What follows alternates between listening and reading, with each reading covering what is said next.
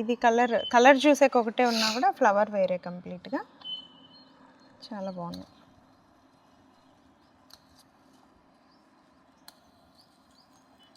నాకు యాక్చువల్గా పూలు కొయ్యడం అస్సలు ఇష్టం ఉండదు. చెట్టుకి అవి ఉంటే ఎంత కలగా ఉంటుంది చూడండి, మొత్తం కోసేస్తే ఇంత బోడిగా అయిపోతుంది.